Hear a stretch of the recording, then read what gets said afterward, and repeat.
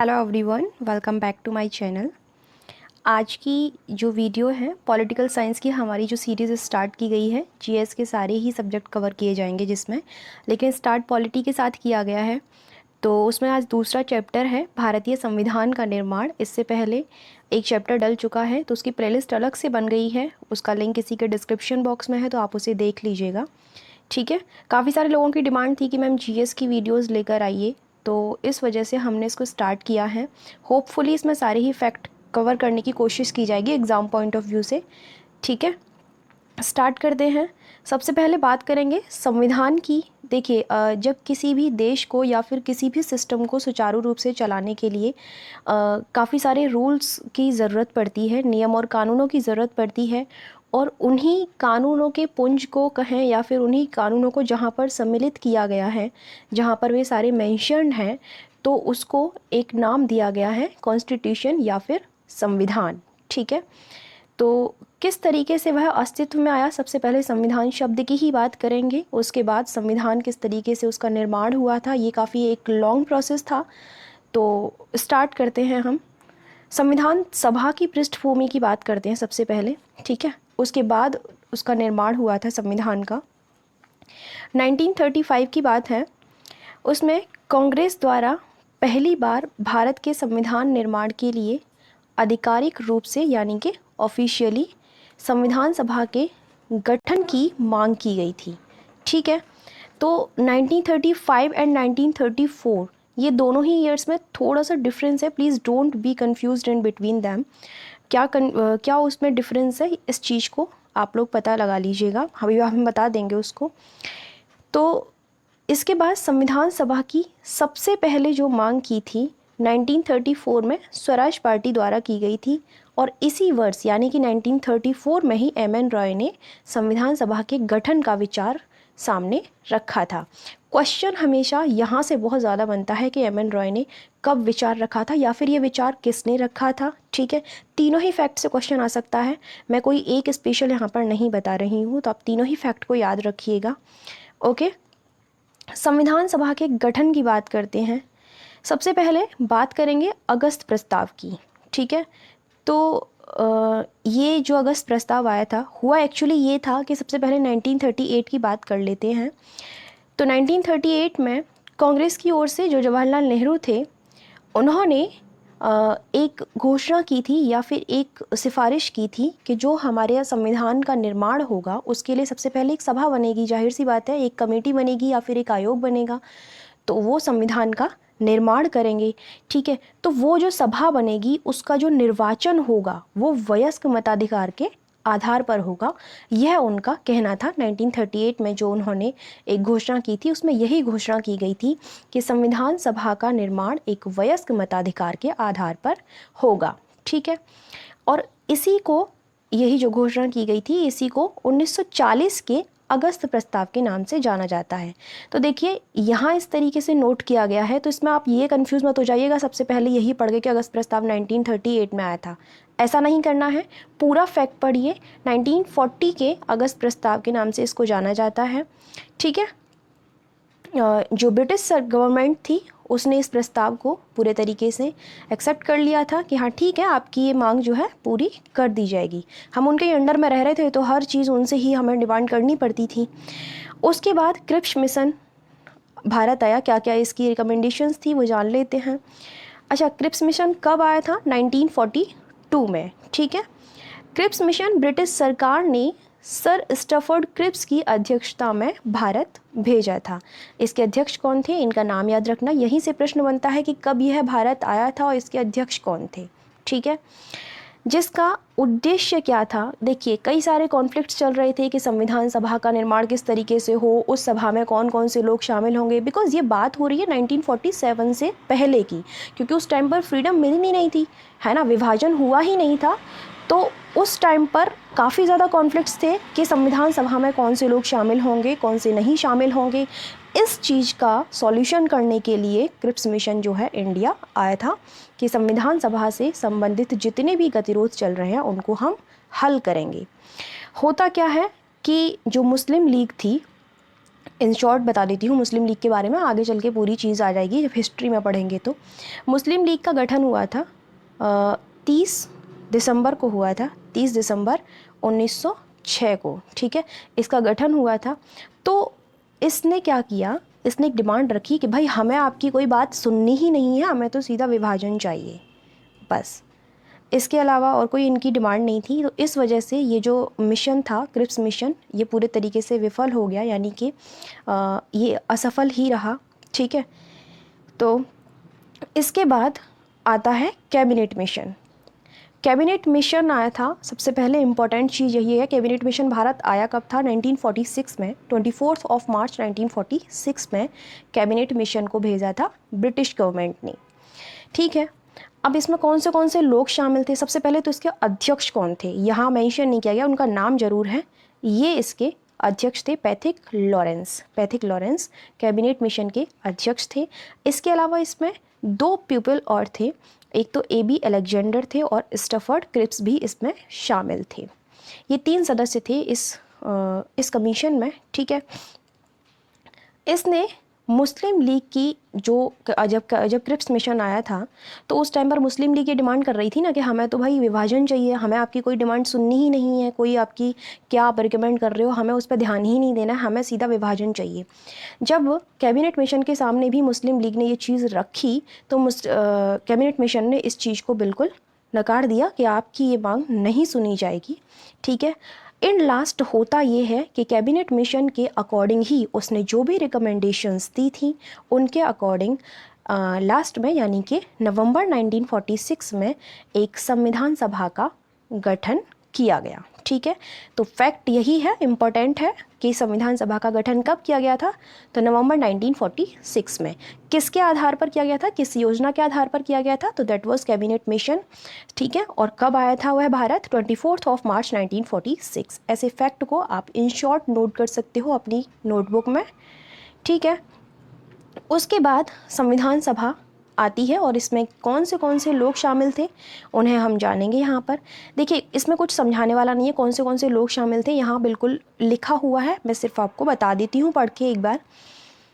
इसकी जो कुल सदस्य संख्या थी यानी कि टोटल मेंबर वहाँ पर होने थे 389, जिसमें 296 सीटें जो थी वो ब्रिटिश भारत की थी और 93 सीटें इसमें देसी रियासतों को आवंटित की जानी थी। ऐसा होना था एक्चुअल में, बट हुआ क्या अंत में वो आपको पता चलेगा, ठीक है। तो ऐसा होना था। अच्छा, ये 296 की जो बात हो रही है ना, इसमें चार कमिश्नरी क्षेत्र थे। अब वो कमिश्नरी क्षेत्र कौन से थे वो आपको बता देती हूँ, नोट कर लीजिएगा। एक ट्रिक बता देती हूँ यहाँ पे, वैसे कभी ट्रिक रिकमेंड करती नहीं हूँ लेकिन यहाँ कर लेना, ABCD। तो A फॉर अजमेर, ठीक है, याद रखना, अब मैं लिख देती हूँ फिर भी, चलो कोई दिक्कत नहीं है। अजमेर, B से आपका बलूचिस्तान था, ठीक है। उसके अलावा इसमें C से कुर्ग था एक, और उसके अलावा इसमें D फॉर दिल्ली था, ठीक है। तो ये 4 जो है कमिश्नरी क्षेत्र थे, बाकी 294 तो थे ही आपकी सीटें जो ब्रिटिश भारत की थी। इन चारों के नाम याद रखना, यहाँ से प्रश्न बहुत बार बनता है, ठीक है। अब इसके बाद क्या होता है, सीटों का आवंटन जनसंख्या के अनुपात में किया जाना था। अब वो क्या रेशियो रखा गया था ये हमें पता होना चाहिए, यहाँ से बहुत बार प्रश्न बनाए। Guys I am telling you, कोई भी फैक्ट यहाँ पर ऐसा नहीं है जिसको निगलेक्ट किया जा सके, क्योंकि हमने सारे ही फैक्ट वो रखे हैं जो एग्ज़ाम में आते हैं हमेशा। सारे हमने लास्ट ईयर्स के पेपर्स को एनालाइज किया है, उसके बाद यहाँ पर हमने सारे फैक्ट को ऐड किया है, ओके। सो जो उनका रेशियो था वो ये था कि 10 लाख लोगों पर एक सीट मानेंगे हम, ठीक है। बहुत ही इजी लैंग्वेज में लिखा है, बहुत ही इजी सा प्रोसेस था। इसमें जनसंख्या को 3 समुदायों में डिवाइड कर दिया गया था। वो 3 समुदाय कौन से थे, मुस्लिम, सिख एंड सामान्य वर्ग, जो जनरल पीपल थे वो, ठीक है, जनरल कैटेगरी के मतलब। तो इन 3 भागों में विभाजित कर दिया गया था। संविधान सभा के सदस्यों को विभिन्न प्रांतों की विधानसभाओं से अप्रत्यक्ष निर्वाचन द्वारा चुना जाना था, ठीक है। मतलब वही है जैसा कि ऊपर 1938 में जो जवाहरलाल नेहरू ने जो अपनी डिमांड रखी थी तो वो यहाँ पर लागू की जानी थी। संविधान सभा हेतु ब्रिटिश भारत के प्रांतों को आवंटित 296 सीटों के लिए चुनाव कब होना था, कब सॉरी हुए थे 1946 में, जुलाई और अगस्त के आसपास ये चुनाव हुए थे, जिसमें भारतीय राष्ट्रीय कांग्रेस को 208 सीटें मिली और मुस्लिम लीग को 73 सीटें मिली और 15 सीटें जो थीं वो काफ़ी सारे छोटे छोटे समूह थे, ठीक है, तो उनको ये 15 सीटें प्राप्त हुई थी। ये फैक्ट जो है ना मोस्ट इम्पॉर्टेंट है। देखिए ये वाला और ये वाला, होना क्या चाहिए था और हुआ क्या अंत में, ये दोनों ही फैक्ट बहुत ज़्यादा महत्वपूर्ण हैं। महात्मा गांधी को छोड़कर बाकी सारी हस्तियां, जो भी बड़े बड़े फ्रीडम फाइटर्स थे जिन्होंने काफ़ी सारा योगदान दिया था, वो सब उसमें शामिल थे। ये एक बहुत ही इम्पोर्टेंट सा फैक्ट है कि महात्मा गांधी वहाँ पर उपस्थित नहीं थे, संविधान सभा में शामिल नहीं थे। संविधान सभा की जो पहली बैठक हुई थी वो कब हुई थी, 9 दिसंबर 1946 को। एक भी लाइन अगर ऐसी हो ना जहाँ से प्रश्न नहीं बना हो तो आप मुझे बता देना। अच्छा ठीक है, ये तो संविधान सभा की पहली बैठक हुई। अब जब बैठक हुई है तो उसमें कोई ना कोई अध्यक्ष भी होगा, उपाध्यक्ष भी होगा, है ना, इस तरीके से कोई तो उसको डील करेगा ना, कोई हैंडल तो करेगा चीज़ों को। अब ऐसा तो नहीं है कि हर लोग वहाँ पर अपने अपने विचार रखते जा रहे हैं। उन विचारों को किस तरीके से आगे बढ़ाना है, किस तरीके से किस डायरेक्शन में जाना है, इन चीज़ों को भी कोई हैंडल करेगा। तो वो थे आपके एक अस्थाई अध्यक्ष चुने गए थे जिनका नाम था डॉक्टर सच्चिदानंद सिन्हा। प्रश्न बनता है कि अस्थाई अध्यक्ष के रूप में किसको चुना गया था, तो ही वॉज सच्चिदानंद सिन्हा। ठीक है, चलिए ये तो हो गया अस्थाई। अब स्थाई कौन था, ये चीज़ भी तो आती है ना, जब यहाँ पर अस्थाई मेंशन किया गया है तो डेफिनेटली कोई स्थाई रूप से भी चुना गया होगा। तो वो थे डॉक्टर राजेंद्र प्रसाद। अब इनको कब चुना गया था, ये डेट आप याद रखिएगा, वो थी 11 दिसंबर 1946 को जो है डॉक्टर राजेंद्र प्रसाद को संविधान सभा का स्थायी रूप से अध्यक्ष चुना गया था। पूरा फैक्ट नोट कर लीजिए।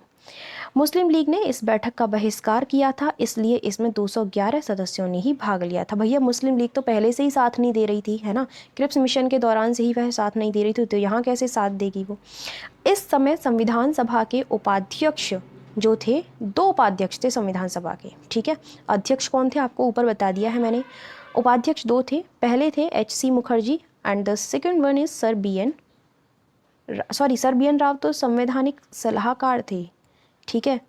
HC मुखर्जी थे और दूसरे आई थिंक कुंजरू नाम से कोई था, मेरे को नाम याद नहीं आ रहा है, यहाँ पर मेंशन नहीं किया है, ठीक है। वो VT कृष्णमाचारी, ठीक है। तो HC Mukherjee and VT Krishnamachari, ये 2 जो थे ये संविधान सभा के उपाध्यक्ष थे। यहाँ पर एक नाम मेंशन नहीं किया, सो प्लीज़ आप नोट कर लीजिएगा। संवैधानिक सलाहकार जो थे वो सर BN राव थे। ये मोस्ट इंपॉर्टेंट है, यहाँ से प्रश्न बनता है। उपाध्यक्ष एक बार को नहीं पूछा जाएगा लेकिन ये ज़रूर पूछा जाएगा, ठीक है। संविधान सभा में महिलाओं की संख्या कितनी थी, 15, याद रखना इस प्रश्न को भी, जिसमें विजय लक्ष्मी पंडित, राजकुमारी अमृत कौर, सरोजनी नायडू व सुचेता कृपलानी आदि प्रमुख महिलाएं थी। काफ़ी सारी महिलाएं थी, कुछ प्रमुख हैं उनके नाम यहाँ पर मेंशन कर दिए गए हैं। मौलाना अबुल कलाम ने संविधान सभा में वयस्क मताधिकार को 15 वर्ष के लिए स्थगित करने का प्रस्ताव रखा था, ठीक है। ये फैक्ट एक अलग से है, इसको आप याद रखना। आई डोंट थिंक सो कि ये पूछा जाएगा, लेकिन कोई नहीं, कुछ फैक्ट ऐसे भी होते हैं जिनको हमें याद रखना पड़ता है। चलिए, इसके बाद संविधान सभा की कुछ समितियां बनाई गई थी, ठीक है। अलग अलग डिपार्टमेंट को संभालने के लिए अलग अलग समितियां बनाई गई थी, क्योंकि हर एक क्षेत्र से संबंधित अलग अलग व्यक्तियों के विचार होते हैं, तो उनको वो कार्य सौंप दिया गया था। अब वो जो समितियां थी उनके कौन अध्यक्ष थे वो यहाँ पर दोनों रो बनाई गई हैं, यहाँ पर एक टेबल दी गई है, उसमें बताते हैं। पहला था, बहुत अच्छे तरीके से, जिस तरीके से मैं हमेशा रिकमेंड करती हूँ कि कोई भी टेबल बनानी हो तो इसी तरीके से बनाया करो, बहुत जल्दी याद होता है। जैसे कि 3 समितियों के अध्यक्ष थे जवाहरलाल नेहरू, तो 3 समितियाँ लिख दी गई हैं, उनके सामने जवाहरलाल नेहरू लिख दिया गया है, बजाय इसके कि अलग अलग इन समितियों के नाम लिखते फिर अलग अलग इनके नाम लिखते, है ना। तो वो 3 जगह हो जाता, आपको भी माइंड कन्फ्यूज़ होता है कि भाई किस किस को याद रखें, है ना। कई बार बुक्स में ये टेबल इतने अच्छे तरीके से नहीं दी गई होती है। संघ शक्ति समिति, संघीय संविधान समिति एंड राज्यों के लिए समिति, जिसके जो अध्यक्ष थे वो जवाहरलाल नेहरू थे। प्रांतीय संविधान समिति, मूल अधिकार एवं अल्पसंख्यकों हेतु सलाहकार समिति जो बनाई गई थी, उसके अध्यक्ष सरदार पटेल थे। इसके अलावा जो प्रारूप समिति, that is most important guys, बहुत बार पूछा गया ये प्रश्न, तो प्रारूप समिति के अध्यक्ष डॉक्टर अंबेडकर थे, ठीक है। उसके बाद संचालन समिति, झंडा समिति एंड प्रक्रिया नियत समिति, इसके अध्यक्ष डॉक्टर राजेंद्र प्रसाद थे। Most of the time students confuse हो जाते हैं कि जवाहरलाल नेहरू और डॉक्टर राजेंद्र प्रसाद में, ठीक है। अब होते हैं बहुत से लोग कंफ्यूज होते हैं, मैं भी हुआ करती थी, literally I am telling you, मैं कंफ्यूज होती थी इन दोनों में, बट कोई नहीं, अभी आप इसको अच्छे तरीके से क्लियर कर लीजिए अपने अकॉर्डिंग। सदन समिति के अध्यक्ष थे पट्टाभी सीतारमैया, ठीक है। उसके अलावा कार्य संचालन समिति, जिसके अध्यक्ष डॉक्टर के एम मुंशी थे। संविधान कार्यों के, संविधान सभा के जितने भी कार्य थे उनसे रिलेटेड एक अलग समिति बनाई गई थी जिसके अध्यक्ष जीवी मावलंकर थे, ठीक है। इसके बाद क्या होता है, बात करेंगे प्रारूप समिति की, क्योंकि प्रारूप समिति सबसे महत्वपूर्ण है, जैसा कि अभी मैंने आपको बताया था, तो उसको हम अलग से यहाँ पर मेंशन कर रहे हैं। बाकी सारी समितियाँ इतना उनके बारे में डीपली नहीं पूछा जाता है, केवल उनके अध्यक्ष के नाम ही पूछे जाते हैं। सो प्रारूप समिति को हम डिटेल में जान लेते हैं कि इसमें कितने लोग शामिल थे, कब इसका गठन किया गया था, क्या इसका कार्य था। तो सबसे पहले तो प्रारूप समिति को एक दूसरे नाम से भी जाना जाता है, वो है पांडुलेखन समिति, ठीक है। तो अगर क्वेश्चन पांडुलेखन समिति के नाम से आता है so please don't be confuse, okay. इसका गठन हुआ था 29 अगस्त 1947 को, ठीक है। ये सबसे महत्वपूर्ण समिति थी, मैंने आपको फिर से बोल रही हूँ, सबसे महत्वपूर्ण समिति थी। बहुत बार पूछा जाता है, 4 नाम दे देगा, इनमें से कौन प्रारूप समिति में शामिल नहीं था, या फिर इनमें से कौन कौन प्रारूप समिति में शामिल थे, कुछ भी पूछ सकता है, ठीक है। तो इस समिति में सबसे पहले तो इसका काम क्या था, प्रारूप से पता चल रहा है, ठीक है। तो एक स्ट्रक्चर तैयार करना, एक संविधान का प्रारूप तैयार करना, वो इसका काम था। इसमें 7 मेंबर थे टोटल, ठीक है। अब उनके नाम बता देती हूँ मैं। सबसे पहले N Gopalaswami Ayyangar, and second Alladi Krishnaswami Ayyar, third है डॉक्टर के एम मुंशी, और फोर्थ हैं सैयद मोहम्मद सादुल्ला, फिफ्थ हैं एन माधव राव। एन माधव राव ने बी एल मित्र की जगह ले ली थी। तो प्रश्न अगर इस तरीके से बनता है कि एन माधव राव ने किसकी जगह ली थी, तो डी पी खेतान मत लगा देना, कंफ्यूज मत होना, 2 लोगों की जगह ली थी यहाँ पर। टी टी कृष्णमाचारी ने ली थी डी पी खेतान की जगह, ठीक है। उसके बाद नेक्स्ट है वैसे थोड़ा सा अगर कॉमन सेंस यूज़ करना, देखिए T T Krishnamachari, D P Khaitan, थोड़ा नाम भी सिमिलैरिटी है थोड़े से नाम में, N Madhav Rao and B L Mitra. तो थोड़ा सा इस तरीके से कॉमन सेंस बना लिया करें, क्योंकि इन चीज़ों में कन्फ्यूज़न हर किसी को हो जाता है। अब ठीक है, अब बात आती है कि इसके अध्यक्ष कौन थे, क्योंकि जैसा कि मैंने आपको बताया 7 मेंबर थे, लेकिन मैंने यहाँ पर केवल 6 ही बताए हैं, तो एक रह गए, वो थे डॉक्टर बी आर अम्बेडकर, जो कि इसके अध्यक्ष थे। उनको मिलाकर के 7 थे, जिनका संविधान सभा में निर्वाचन बंगाल प्रांत से हुआ था, ये भी प्रश्न बन चुका है। लेकिन विभाजन के कारण यह क्षेत्र पूर्वी पाकिस्तान में चला गया, जिसके चलते उनका पुनः निर्वाचन कहाँ से हुआ था, बम्बई से हुआ था। देखिए ये जो फैक्ट है ना, इसमें लोग बहुत कंफ्यूज होते हैं, क्योंकि जब प्रश्न बनता है तो वो बंगाल टिक करके आते हैं, बंगाल के बाद बम्बई से क्यों हुआ था, यहाँ इस बात को याद रखिए, ठीक है। इस लाइन में यही बताया गया है कि क्यों हुआ था। संविधान निर्माण में मुख्य भूमिका निभाने वाले डॉक्टर बी आर अम्बेडकर को भारत के संविधान का पिता और आधुनिक मनु की संज्ञा भी दी गई है। वनडे एग्जाम में 2-3 बार ये प्रश्न बना है कि आधुनिक मनु की संज्ञा किसको दी गई है, या फिर भारत के संविधान का पिता किसको कहा जाता है। तो दोनों ही क्वेश्चंस के आंसर आपको यहाँ मिल चुके हैं। अब यहाँ देखिए संविधान सभा का किस तरीके से संविधान सभा का गठन हुआ, कौन कौन लोग उसमें शामिल हुए। अब हम बात करेंगे कि संविधान सभा प्रभाव में संविधान जो है प्रभाव में किस तरीके से आया, ठीक है। तो टाइम कितना लगा था इसको बनने में, भारत का संविधान 2 साल 11 माह और 18 दिनों में बना था। सभी को रटा हुआ होगा, ये डेफिनेटली सबको रटा हुआ होगा। अच्छा एक बात बता दूं, हमारा जो संविधान बना था उसको बनाने से पहले, जैसा कि आप सभी को पता है, हम आगे चल के फंडामेंटल राइट जब पढ़ेंगे तो उसमें बता देंगे आपको कि काफ़ी सारी चीज़ें अदर कंट्रीज़ से हमारे संविधान में ली गई हैं, ठीक है। जैसे कि 1935 का अधिनियम है, वो उसका बहुत बड़ा प्रभाव है हमारे संविधान पर। बहुत सी ऐसी चीज़ें हैं जो अदर कंट्रीज़ से ली गई हैं। वो ऐसा इसीलिए हुआ क्योंकि हमारे संविधान को बनाने से पहले संविधान जो निर्माता थे उन्होंने 60 देशों के संविधान का अध्ययन किया था।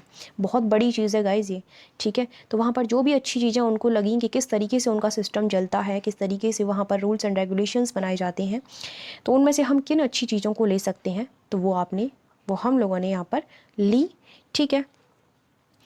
संविधान सभा की कुल कितनी बैठकें हुई थी, 11 बैठकें हुई थी। इस पर खर्च कितना आया था? 64 लाख रुपए का कुल खर्च आया था। ठीक है।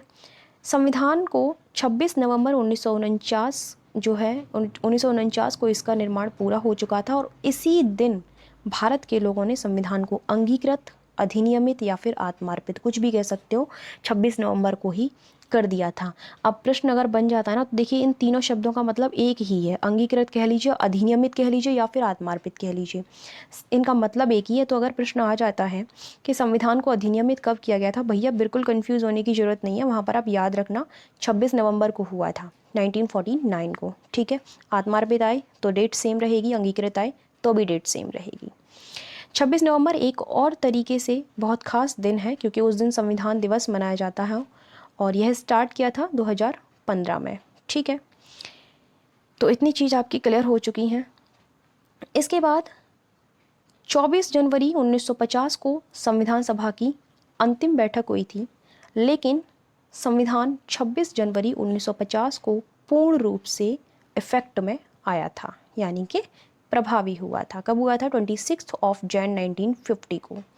यह दिन इसीलिए भी चुना गया था, इसका रीज़न ये था एक्चुअली कि कांग्रेस ने इस तिथि को, यानी कि 26 जनवरी 1930 की बात कर रही हूँ मैं आपसे, इस दिन स्वतंत्रता दिवस के रूप में मनाया था।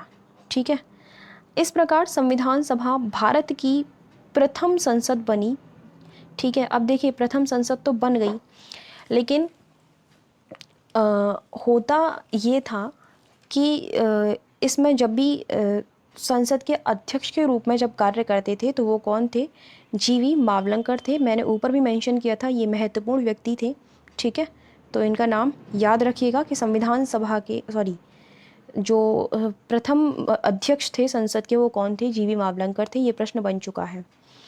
26 जनवरी 1950 को प्रभावी संविधान में प्रस्तावना थी, 395 अनुच्छेद थे और 8 अनुसूचियां इसमें शामिल थीं। ठीक है। कई बार प्रश्न ये भी बनता है कि संविधान पर कितने लोगों ने जो है उसमें हस्ताक्षर किए थे, उस टाइम पर कितने लोग मौजूद थे? तो 284 पीपल थे जिन्होंने हस्ताक्षर भी किए थे और इतने ही लोग उस टाइम पर मौजूद थे। किस दिन की बात कर रही हूँ मैं? 26 नवंबर की बात कर रही हूँ। 26 नवंबर 1949 के दिन तो 284 पीपल वहाँ पर मौजूद थे। ठीक है। तो एक प्रश्न ये भी बनता है, जब प्रस्तावना को डिस्कस करेंगे उस दिन बात करेंगे इसके बारे में कि सबसे पहले संविधान को लागू किया गया था, उसके बाद प्रस्तावना को लागू किया गया था। इस चीज़ को याद रखना, लोग भूल जाते हैं। ठीक है, ऐसी चीज़ों को।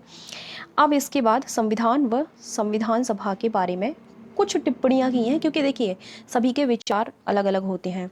जैसा कि अभी मैंने आपको बताया था कि संविधान बनाने से पहले जो हमारे संविधान निर्माता थे उन्होंने 60 देशों के संविधान का अध्ययन किया था, उसके बाद हमारा संविधान बना था। जो भी आलोचक थे जिन्होंने भी क्रिटिसाइज़ किया चीज़ों को, तो उनका कहना था कि हमारा जो संविधान है वो कार्बन कॉपी है, या फिर मतलब बहुत सी चीज़ें कही थी कि दूसरे देशों से लिया है इसमें, इतनी सारी चीज़ें। तो जो डॉक्टर बी आर अम्बेडकर हैं उन्होंने ये जवाब दिया था कि उन्होंने ये जवाब दिया था, या फिर मेरा भी पॉइंट ऑफ व्यू यही है यहाँ पर, कि अगर आप किसी भी इंसान से या फिर किसी भी सिस्टम से, ठीक है, किसी भी कंट्री से कह लीजिए, अगर किसी अच्छी चीज़ को ग्रहण कर रहे हो, किसी अच्छी चीज़ को अपने अंदर ले रहे हो, तो आई डोंट थिंक सो कि वो कार्बन कॉपी है या फिर कोई भी गलत कार्य है ना।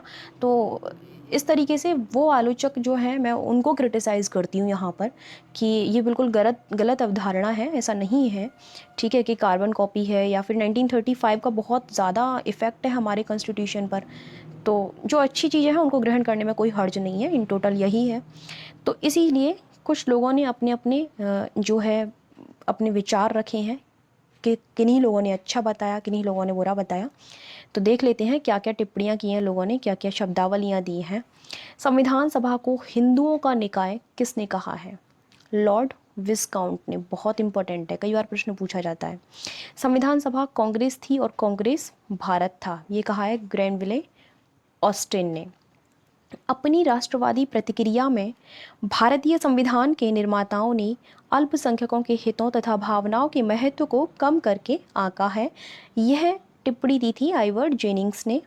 मैं यहाँ एक ही बार पढ़ूंगी, बार बार पढ़ूंगी तो दैट इज़ वेरी इरिटेटिंग, तो इसलिए आप बार बार पढ़ के अपने आप को उन चीज़ों को रट सकते हो। देखिए ये फैक्ट रटने वाले ही होते हैं, इनमें कुछ समझाने वाली चीज़ नहीं होती है। भारतीय संविधान वकीलों का स्वर्ग है, बहुत ज़्यादा इंपॉर्टेंट है गाइस, बहुत ज़्यादा इंपॉर्टेंट है ये फैक्ट, कई बार पूछा है। वकीलों का स्वर्ग किसने कहा था? आइवर्ट जेनिंग्स ने कहा था। भारत एक अर्ध संघात्मक राज्य है, केसी वियर ने कहा था। ये मैं एक को नहीं, दो को नहीं, सभी को कहूँगी, ये मोस्ट इंपॉर्टेंट है, याद रखना इनको, ठीक है। इसके बाद किस चीज़ को कब अपनाया गया था? यहाँ पर एक दो चीज़ें ऐसी हैं जैसे कि राष्ट्रीय ध्वज हुआ या फिर राष्ट्रगान हुआ, है ना, इन चीज़ों को कब अपनाया गया था वो यहाँ हम जान लेते हैं इन शॉर्ट। 22 जुलाई 1947 को राष्ट्रीय ध्वज को अपनाया गया था, ठीक है। तो राष्ट्रीय ध्वज के बारे में आप सभी को पता है इसका, ठीक है, उसका कलर क्या है, उसमें 24 तीलियाँ हैं, ये सारी चीज़ें सभी को पता है। इसके डिज़ाइनर जो थे, जिसको डिज़ाइन किया था पिंगली वेंकैया ने इसको तैयार किया था, इसके डिज़ाइन को। ये नाम भी पूछा जाता है, वनडे एग्ज़ाम में काफ़ी बार पूछा गया है। सो मई 1949 में राष्ट्रमंडल में सदस्यता जो है ग्रहण की थी भारत ने। 24 जनवरी 1950 को राष्ट्रीय गान, राष्ट्रीय गीत और राष्ट्रपति डॉक्टर राजेंद्र प्रसाद, ये तीनों ही चीज़ें कब हुई थी? 24 जनवरी 1950 को।